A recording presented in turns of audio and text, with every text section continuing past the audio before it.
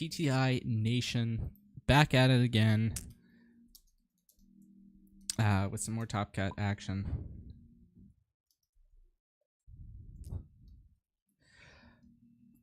This is a Clash of the Titans here. Jonah, Niklas, and Hipo, very good players here.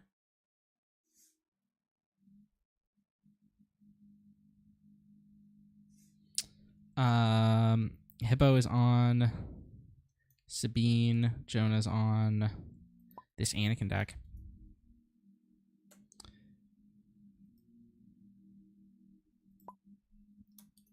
Which he says is the best thing to play right now. And it's pretty good. He's done well so far. He won a tight one in top 16 against Zazie Zafra.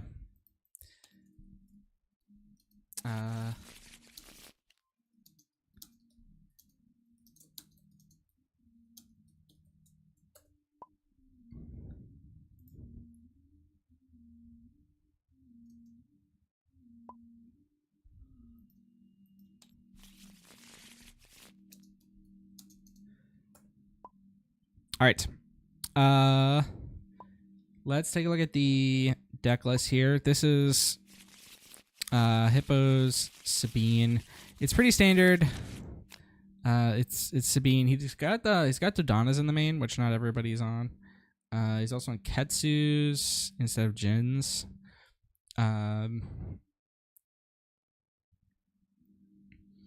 3-2s are kind of making a comeback. They weren't really played all that much in set 1 or 2. I think that's an acceptable camera angle. And all right, and this is Jonah's Anakin list. It's geared towards the main deck is kind of geared towards control decks. He's got a lot more control stuff in the sideboard, but he does have a pretty strong early game with Sentinels and Village Protectors and Conquer Dawn Interceptors. So. Let's get right into it.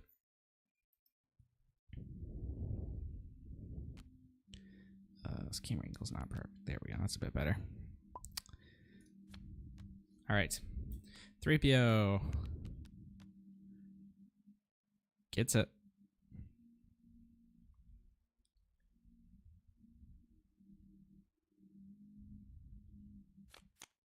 And Hipo misses his turn 1 play, which is not where you want to be as the aggro deck. That definitely gives Jonah an advantage, and Jonah can set up his Village Protectors here, locking up the ground arena. Or he can actually use his Open Fire to deal with Hipo's Red 3. Either one of these would be a solid play. I'm probably going Open Fire here, personally.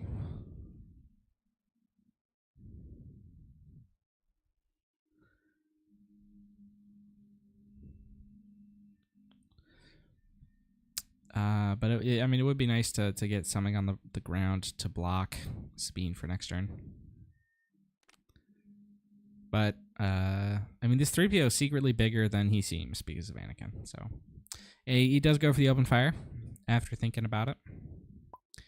And 3PO is again going to 3PO misses this time actually. Let's just see what the call was. It was 3 again. Yeah. Bravado picked up here. That's interesting. Bravado can be a real beast into the Sabine matchup in this Anakin deck here.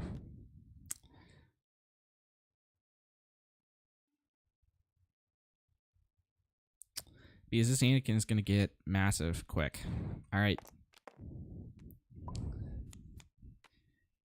Anakin ability used to clear the battlefield marine. 3PO misses. There's an A-Wing in space. And let's see what the play is now. Yeah, it's going to be the Village people. Could have gone for Kanan, but decided he'd rather play it safe.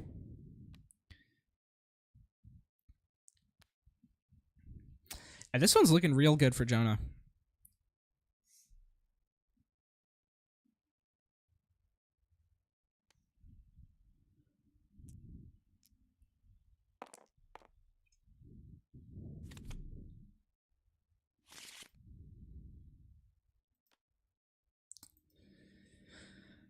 Taken very little damage, going in 5 resources. which I mean seems pretty good for Jonah, but also it seems kind of bad because Anakin's going to be weak. But I mean, if you've got health, you're fine because you've got all sorts of other tools that can help you win in the late game here. I think he's contemplating Anakin again to, yeah, he does do it. So he keeps his village people up and picks up another one with the 3PO as well.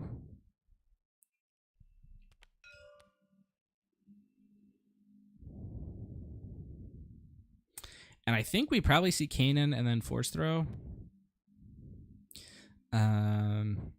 Yep, that's exactly what we're gonna see. Hipo does have Rebel Assault, which is a good Force Throw blocker.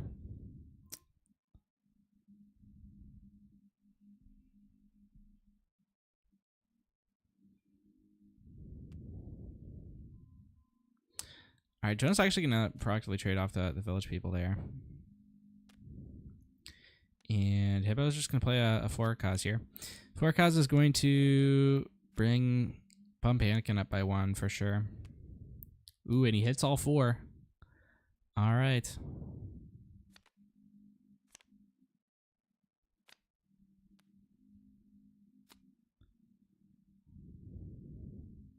I think that was K2 and Adelphi on top. Maybe it was a wing leader, but I think it was Adelphi.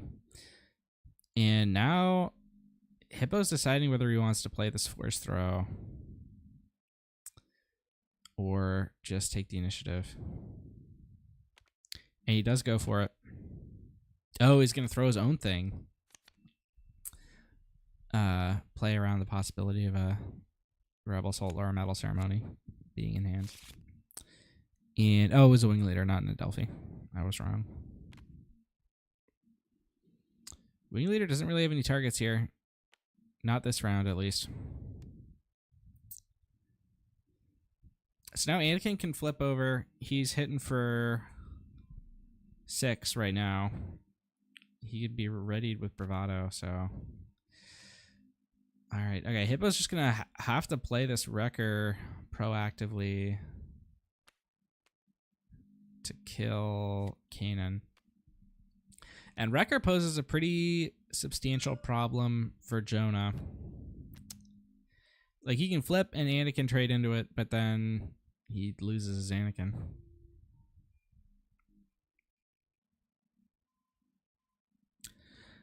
You could try to play games with other units. I mean, the IC has Bravado, so we could go flip, hit base for 6, Bravado, kill Wrecker. Or no, he hasn't killed anything, so Bravado wouldn't. Or no, he could play Bravado for 6. Let me double check what Bravado actually does to make sure I'm not making stuff up right now.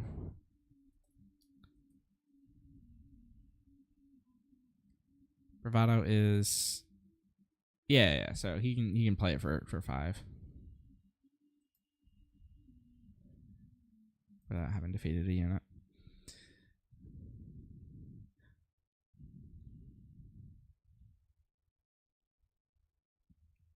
And it looks like he's going to bring the Anakin out. There's no point in waiting. I think that's definitely wrong. No reason to wait.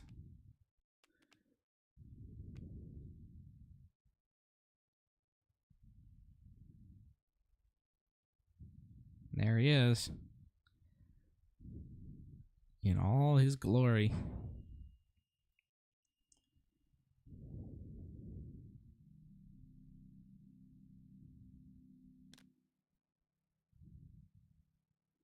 Sabine pings.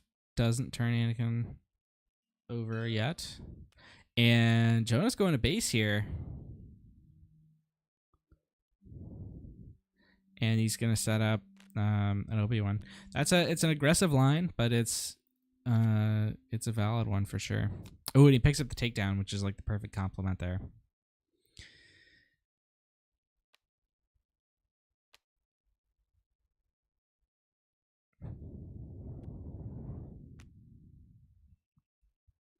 Jonah is actually kind of close to being able to win this round.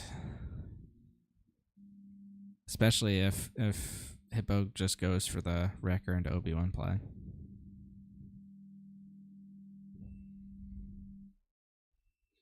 Because that Anakin is then going to be hitting for 3 extra.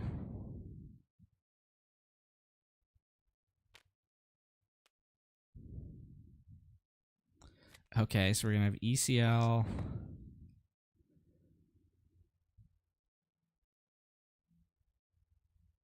Goes up to 17 here. That means Anakin's now hitting for 7. Obi-Wan can hit base for 4. If Obi-Wan dies, Anakin would then be hitting for 9 and could be readied off the Bravado. So I think Jonah's going to get it like this turn. There's the Obi-Wan. 4 to base. Now just needs 12 left. Anakin's already got... Yeah, Anakin plus Bravado is just game. Unless Hippo decides not to attack here. Alright, so he's going to go daring raid to base.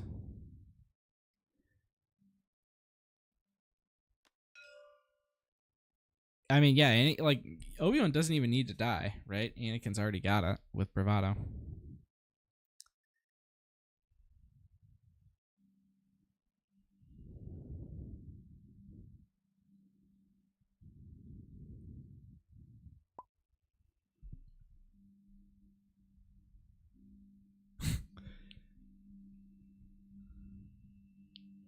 And Hippo knows he's in a pickle here. Like, even if Jonah didn't have the bravado, just claiming and winning would be lethal.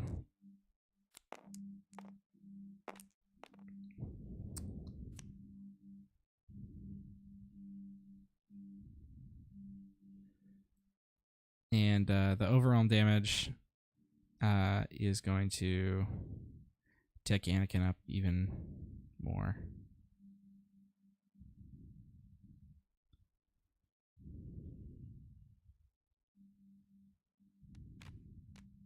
There's Bravado.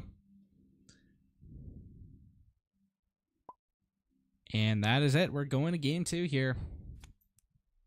Jonah Niklas up 1 on Anakin. Jedi beat Mandalorians. Let's take a look at the deck list here. This is Jonah's. His sideboard seems pretty geared towards other control matchups. But he does have some things that could be relevant into aggro. Like he's got the 3rd Conquered Dawn, the 2nd Perilous Position, the 3rd Open Fire.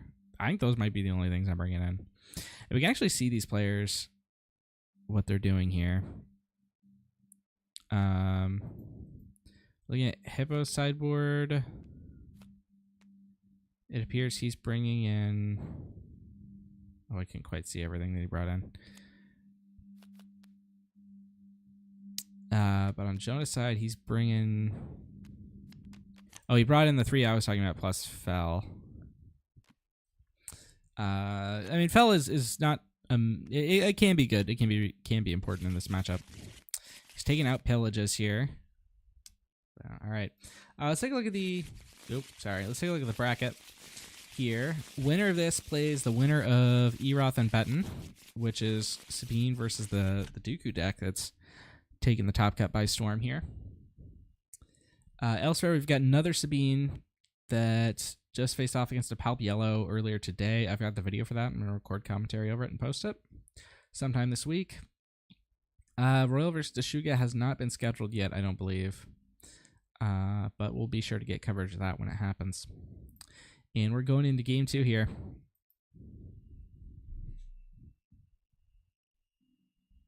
We had 4 Sabines in the top cut here. One of them lost in a mirror. The other 3 are still in it. And Jonah has the opportunity to knock one of them out.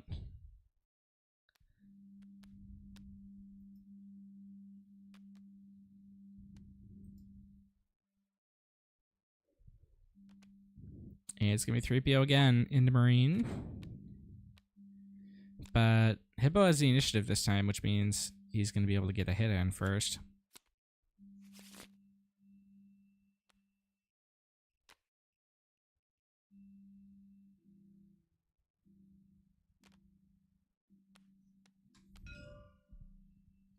And it's with Fleet Lieutenant.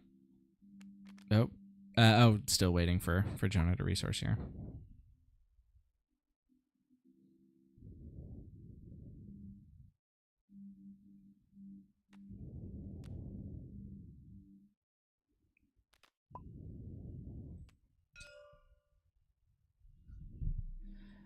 There it is.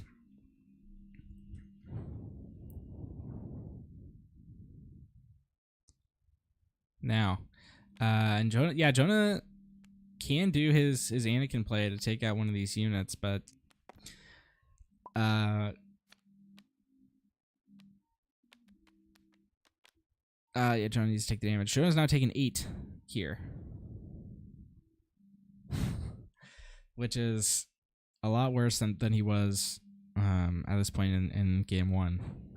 He does pick up an open fire here off of 3PO, uses it to clear the Marine. So board-wise, he's in a good position, but damage-wise, he's taking a couple hits.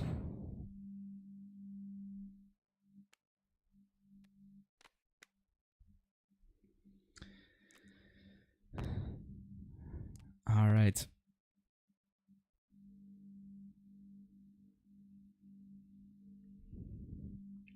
Jonah's got a Kanan, which is a solid unit in this matchup.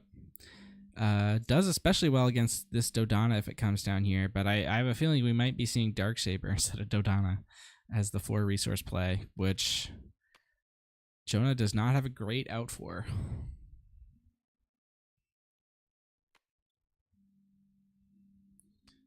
And there's the Sabine.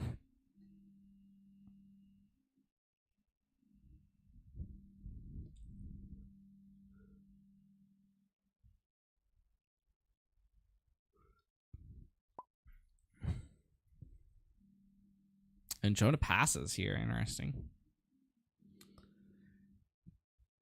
Taking a wait-and-see approach. So Sabine with Darksaber would be 8 health, meaning... I mean, he'd go Anakin pump 3PO, and then Anakin pump Kanan into Sabine does kill her. And he's starting with the Anakin pump 3PO. And hits. Calling 3.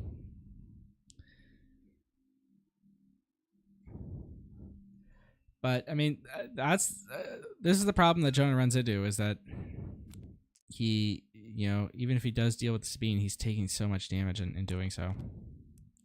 And Sabine's actually just going to run over the Kanan before it gets a chance to get hit on Sabine. Ooh, Force Throw top deck is actually pretty big here. This means if Jonah can stick any Force unit, he can kill the Sabine.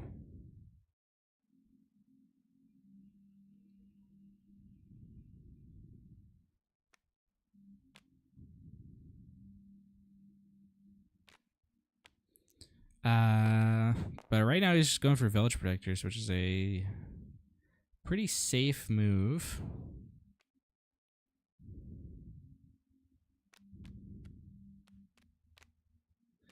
And Hipo doesn't actually have a great way of dealing with them.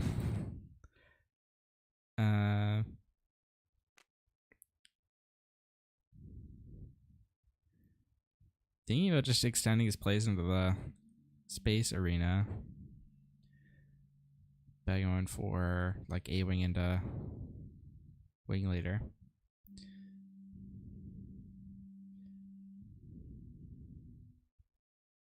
He's also, I think he was thinking about going Wing Leader onto Sabine so that she can survive a hit from the village people.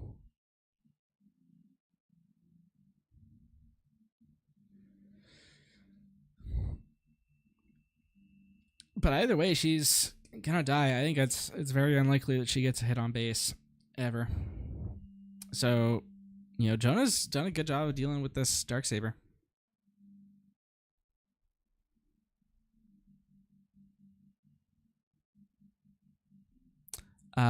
The miss from Sabine's on attack. Yeah.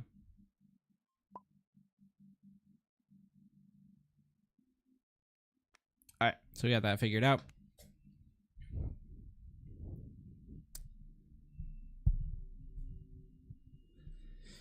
Got to be making sure that the Sabine math is correct after one of the top 16 matches.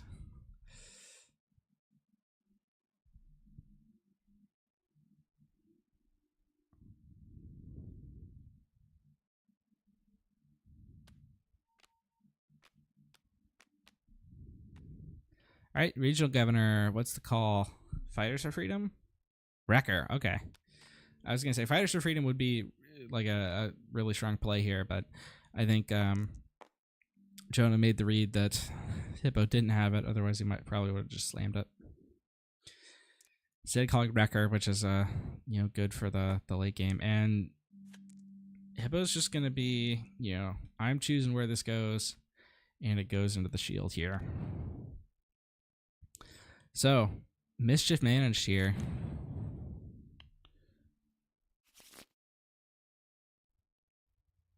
On the part of Jonah.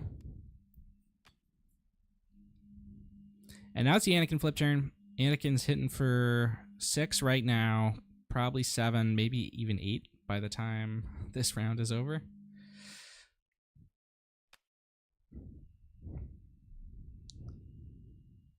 And, from this point on, it becomes a real race.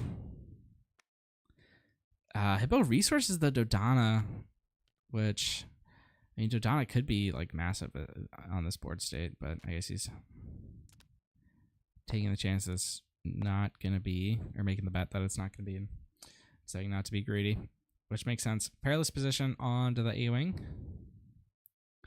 is an example of how that could happen.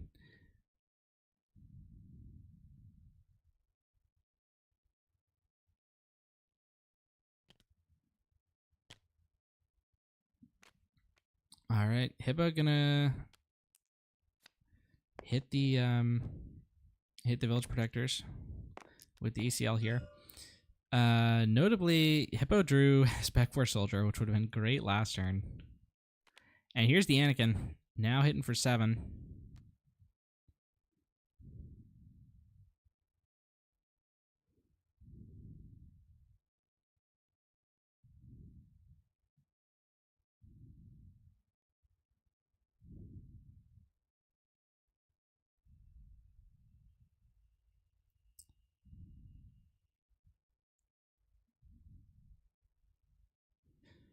No bravado, unfortunately.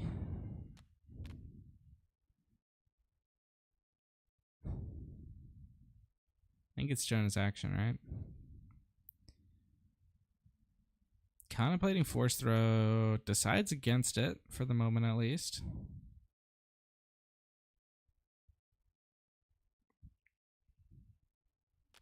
Hippo is going to drop another unit onto the board here. And that makes this force throw pretty strong. Clearing that for a cause. And any unit of Jonah's choice, and it's going to be K2. K2 does 3 to base, which means Anakin is now hitting for 8.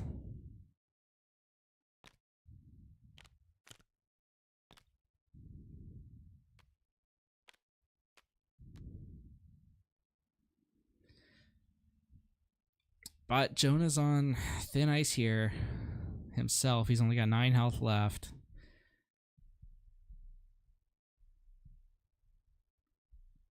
He can do 9 damage, putting Hippo to 12. It's gonna be a race here, and I'm not sure who's gonna win. It'll depend a lot on top decks.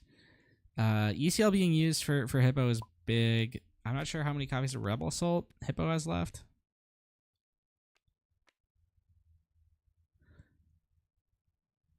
Oh, Jonah's saying he wants to take back the force throw.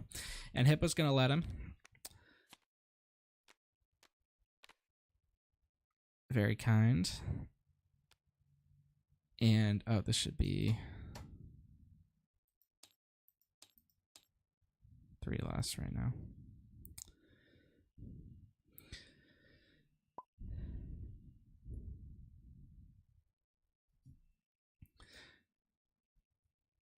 Because what he could do is kill the A-Wing and then attack into the K2, which gets him the same amount of board clear.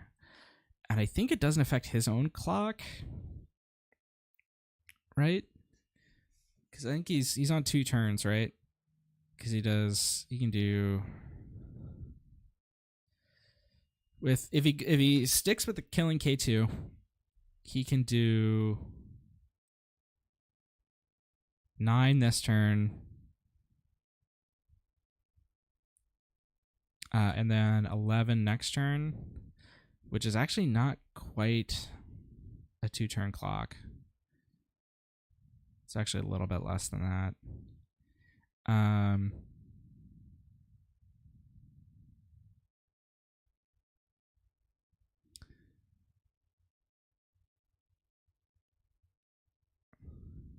Because 9 and 11 is 20, with 2 on the base, it's 22. Plus the Sabine ping is 23. So he's just a bit short if he goes with that. So he's on a 3-turn clock. If he goes for the A-Wing and the attack into K2, then he's hitting base for... I think he's still on a 3-turn clock either way. So I think the better move is probably to kill the A-Wing here.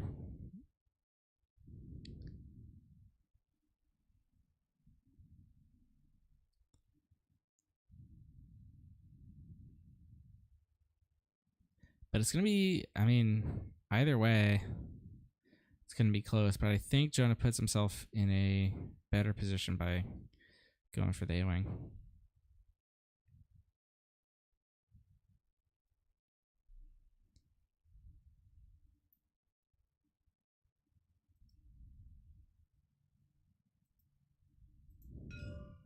And that's what he does. Yep.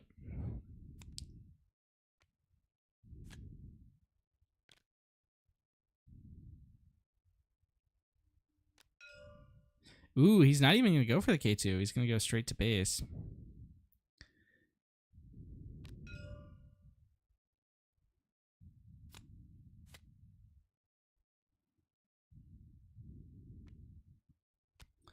And Hippo's draws are not great here.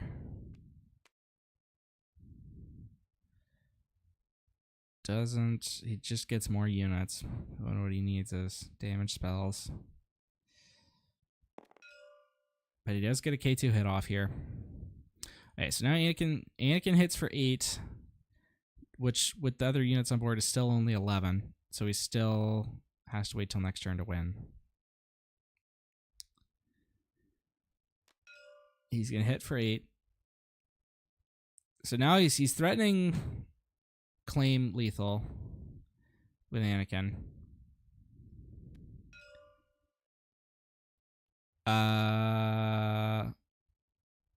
That was a risky move by Jonah, or by Hippo, sorry. Attacking with that wing leader.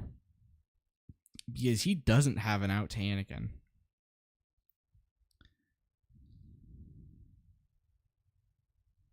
And he doesn't have a way to win the game this turn. Oh, wait, does Cassian get him there? Cassian actually does get him there. So...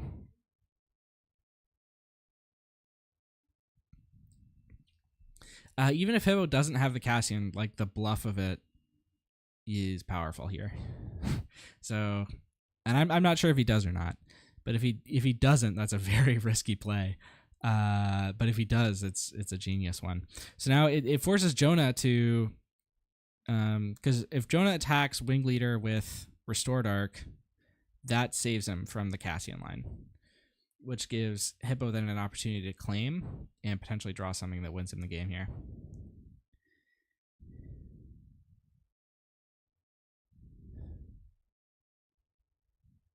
And if Jonah calls the bluff and he does have the Cassian, then it's over. Wow, this is a tight one. I don't think Jonah has a line that beats everything. He just has to make the call. Oh wait, did Jonah already? Oh, Jonah took initiative, called it. Hippo didn't have the Cassian, which means Jonah gets this 1 and 2. Okay, wow.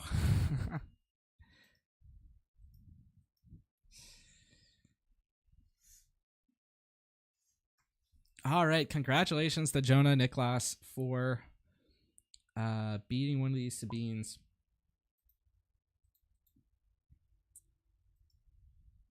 And moving on to the top 4. Yeah.